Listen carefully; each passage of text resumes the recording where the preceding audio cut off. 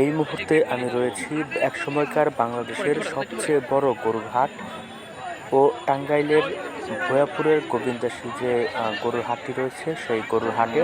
একসময় এটিকে বাংলাদেশের বিখ্যাত গরুর হাট বলা হলেও বর্তমানে কিন্তু এই হাট একেবারেই মরা হাট নামে পরিচিত।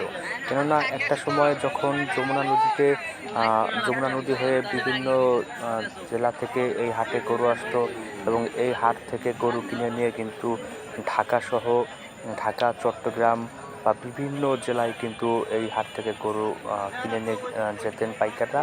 এখন কিন্তু বিভিন্ন কারণে এই হাটের যে জৌলুস সেটি কিন্তু হারিয়েছে। যদিও কুরবানি উপলক্ষে এই হাটটি বেশ জমজমাট। এই হাটে ছোট বড় মিলিয়ে প্রায় লক্ষাধিকের মতো গরু কিন্তু উঠেছে।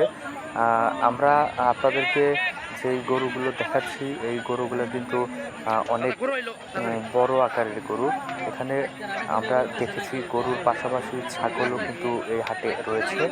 আর এই গরুগুলো আমরা দেখেছিলাম যে ৮০,০০০ টাকা থেকে শুরু করে ৫ লাখ টাকা পর্যন্ত গরু কিন্তু এই হাটে কেনাবেচা হয়েছে। এই হাটে প্রায় ১ লাখের অধিক গরু উঠেছিল, কিন্তু সেই তুলনামূলকভাবে যে খুব বেশি বেচা বিক্রি সেটি কিন্তু আমাদের চোখে পড়েনি। আর এই হাটটি যারা দূর দূরান্ত থেকে গরু কিনতে এসেছেন তারা কিন্তু বিভিন্নভাবে তাদের মন্তব্য প্রকাশ করেছেন। তারা কেউ কেউ বলছিলেন যে এই হাটের গরুর দাম অনেক বেশি, আবার কেউ বলছিলেন যে স্বাভাবিক হয়েছে। আর যারা বিক্রেতা রয়েছে তারা কিন্তু বলছিলেন যে এই হাটে গরু যে দামে বিক্রি করা হচ্ছে গরুর দাম কিন্তু একেবারে কম দামে তাদের বিক্রি করছেন। এবং তাদের কেউ কেউ রয়েছেন যে তারা গরু কিনে এখানে বিক্রি করতে নিয়ে আসছেন, কিন্তু তারা লস দিয়ে লসে গরু বিক্রি করতে হবে বা দাম কম বলতেছেন ক্রেতারা, যার কারণে অনেকেই গরু ফিরিয়ে নিয়ে গেছেন ঢাকায় নেওয়ার জন্য। তো এই যে গরুগুলো দেখতে পাচ্ছেন এই গরুগুলো কিন্তু একটি গরু 10 থেকে 15 মণ ওজনের, যার দাম ছিল 3.5 থেকে 5 লাখ টাকারও অধিক। আমরা দেখেছি যে বেশ কিছু গরু বিক্রি হয়েছে।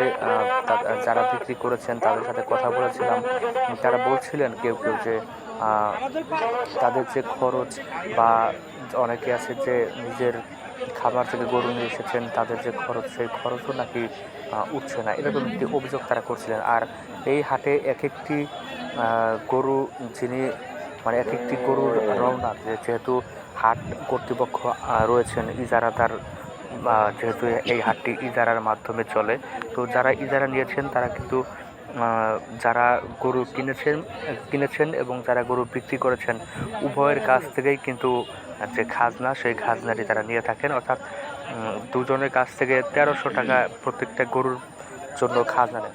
এটি কিন্তু অনেক বেশি হয়ে যাচ্ছে বলে জানিয়েছিলেন যারা বিক্রেতা রয়েছেন। এটি কমানোর দাবি তারা জানিয়েছেন।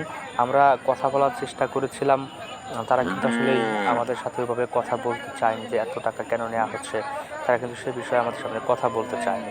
তো এখানে আসলেই প্রশাসনের একটি নজরদারি থাকা দরকার ছিল বলে আমি মনে করছি। আর পাশাপাশি আপনারা জানেন যে প্রত্যেকটি হাটে একজন করে পশু ডাক্তার সবসময় হাটে থাকবে, বা কোনো অসুস্থ গরু কেনাবেচা হচ্ছে কিনা তারা সেটি তদারকি করবেন। কিন্তু আমরা এই হাটে যতক্ষণ সময় ছিলাম ততক্ষণ পর্যন্ত কিন্তু এই হাটে আমরা কোনো পশু ডাক্তার পাইনি।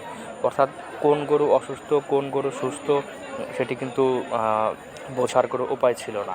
আসলে এই বিষয়গুলো যদি বিবেচনা করে এই হাটটি পরিচালনা করা হয়, যে দাবি দেওয়া রয়েছে স্থানীয়দের সেই ক্রেতা বিক্রেতাদের, সেগুলো যদি বিবেচনা করা হয় তাহলে হয়তো এই হাটটি আবারও তার আগের জৌলুস ফিরে আসবে।